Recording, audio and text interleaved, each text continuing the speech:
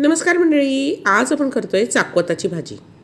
चाकवताची भाजी जी आहे ना, ती चवीला अतिशय छान लागते. खूप पौष्टिक अशी भाजी असते, करायला सोपी आहे. आणि आज आपण याची पातळ भाजी किंवा डाळ भाजी, गरगटसुद्धा म्हणतात, ती भाजी करणार आहे. चला सुरुवात करूया. यासाठी चाकवताची पानं कोवळ्या दांड्या छान निवडून घ्यायच्या आहे, छान धुवून घ्यायच्या आहे, चिरून पण घ्यायच्या आहे.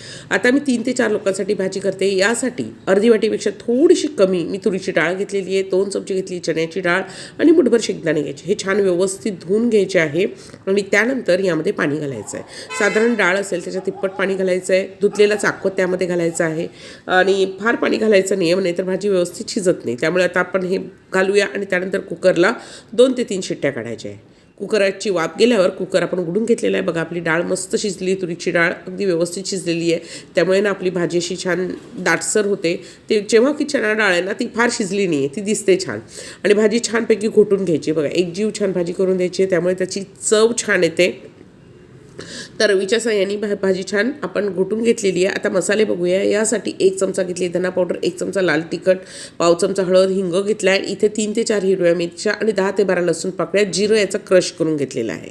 हिरव्या मिरच्या आणि लसूण पाकळ्या फार बारीक करायचं आणि क्रश करून घेतलेला आहे. कढईमध्ये 2 चमचे तेल घातले. तेल गरम झाल्यावर आपण मोहरी घालायची. मोहरी तडतडली की आता आपण केलेला क्रश घालायचा आहे, लसूण आणि जिरं, आणि त्याचबरोबर घेतले आपण हिरवी मिरची. त्यानंतर आपण घेतलेले सगळे मसाले घालायचे. मसाले छानपैकी आपण भाजून घ्यायचे. या भाजीला फार मसाल्यांची गरज पडत नाही, भाजीला स्वतःची अशी खूप छान अशी चव आहे.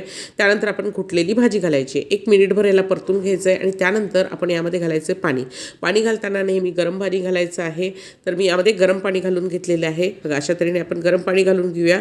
चवीनुसार मीठ घालायचं आहे आणि अगदी थोडासा गूळ घालायचा आहे. बस एवढंच घालायचं आहे. आणि तुम्हाला आवडत असेल तर यामध्ये आंबट गूळसुद्धा घालू शकतात, म्हणजे थोडीशी आमचूर पावडर आणि गुळाचा खडा घालू शकतात. मी आंबट घातलेलं नाही आहे, तशीसुद्धा भाजी छान लागते. छोटासा एक गुळाचा खडा घालते, त्यामुळे काय होते, भाजीची चव छान येते. छान भाजी उकळी देऊ द्यायची. भाकरीबरोबर, पोळीबरोबर, भाताबरोबर अतिशय छान लागते. खूप पौष्टिक अशी भाजी आहे, तर नक्की करून बघा चाकवताची भाजी. रेसिपी आवडल्यास नक्की लाईक करा, शेअर करा आणि सबस्क्राईब करायला तर विसरूच नका.